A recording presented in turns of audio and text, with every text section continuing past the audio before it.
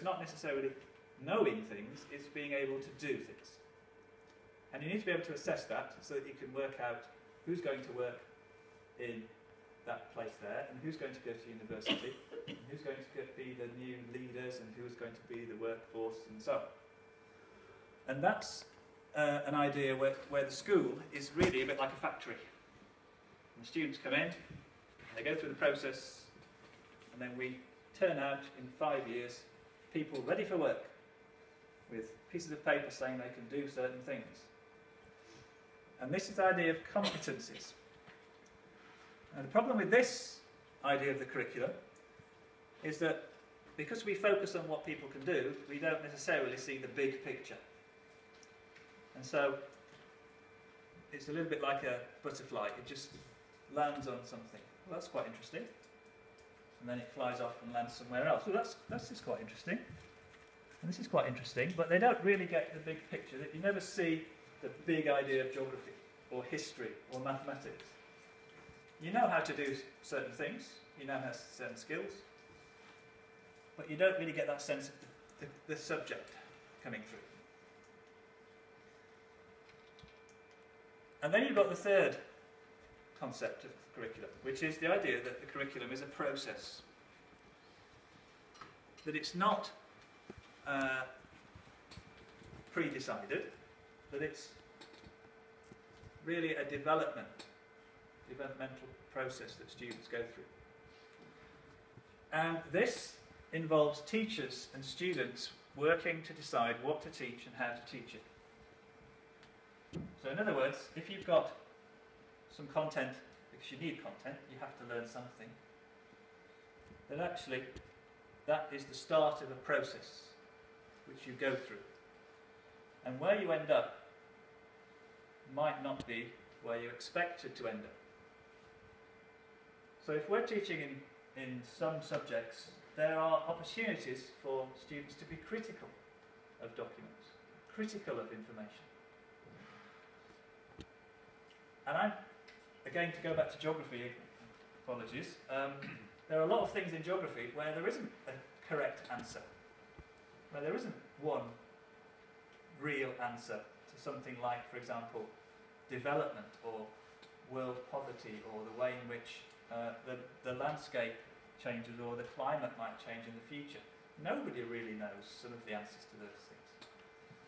Now I understand that perhaps in science there are certain physical laws. You know, if I drop this, it will go down. It won't go up.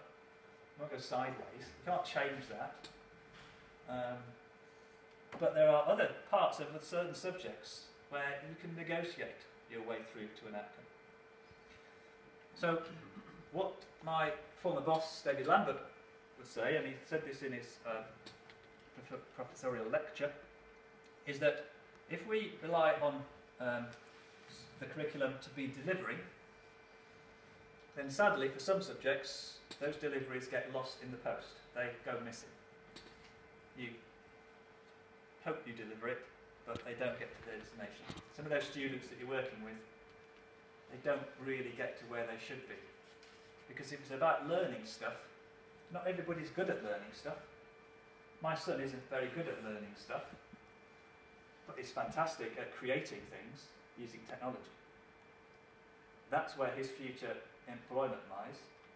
Not in learning stuff and telling everybody all that stuff he's learnt in school, because I'm not aware of many jobs where that's particularly important, apart from perhaps other educational establishments where you basically stand and tell people stuff. So David would say that teachers, that you need to involve yourself in making the curriculum. So the curriculum is made in your classrooms.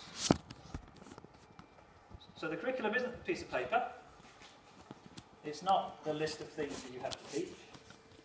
It's what you do when you take that and you work with it. So that's planning lessons. It's coming up with activities. It's working out what students are going to do. And there are three things in the curriculum making model which the GA has come up with. The first is you've got a subject. Now, I don't know what your subjects are, but I'm fairly certain that you don't teach the whole of it. I'm fairly certain if you're a historian, you don't teach every bit of history. Every period, every historical event, every battle, every war, every conquest, every whatever. Yeah? As a geographer, I don't teach the whole of geography. Mathematicians don't teach the whole of mathematics. Scientists don't teach the whole of science. You choose certain bits, or certain bits are chosen for you. Now in your curriculum, do you have the bits chosen for you and you can't deviate from those? Or do you have some options as to what you teach? I'm guessing that you will have some options, but there will be the majority of which you are told what you need to teach, yeah? Okay? Now, from my perspective then, if there are things that you have to teach, then I would suggest that there might be some of those things where, in teaching them, you probably mention things which are outside of the curriculum. In fact, it's impossible to teach what's in the curriculum without drawing on things which are outside of the curriculum. You get the idea? Yeah? So, for example, if we take the idea of Michael Young, who's an educator in the UK. Michael Young's idea is something called powerful knowledge. He says children go to school for knowledge which they can't get anywhere else. Because if they could get that knowledge somewhere else, then what's the point of school? You go to school to learn special things, don't you? You can only learn in a classroom with a teacher leading you through that. That's powerful knowledge. That's the powerful knowledge you learn. And what he extends that argument by saying that the people who have power and influence send their children to certain schools because they know that they're in those schools, they get that powerful knowledge, which then allows them to continue to be the people in power. That's his political angle on it. But what he's basically saying is, you go to school to learn certain stuff which you can't get anywhere else. Because if you could get it from Google, well, just go to Google and stay at home. You need to be in school, don't you? You need to be in school to learn certain things. You can't learn it anywhere else. The second element of the curriculum making is your choices then. Your choices of what to teach and how to teach it. Now, from what you're saying from your nodding earlier, you don't have a lot of choice. You have limited choice as to what to teach. Would that be correct? Do you have limited choice as to how you teach? How and what? Yeah. We can. Kind of. Not limited to how we teach, but what we teach. Okay. Not how we should teach, but what we should teach. What we are supposed to teach. And we can do it the way we think it's best. So that side of it then, we start moving away from the curriculum and into the pedagogy of the classroom. The arrangement of the classes, whether you're doing group work or presentations, that's the pedagogy, and the curriculum sort of can help guide that, can help lead that. But from what you're saying, that this side of it, at least in Portugal, is perhaps slightly limited.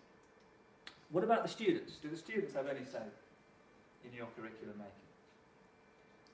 Not at all? Just a little bit. Now,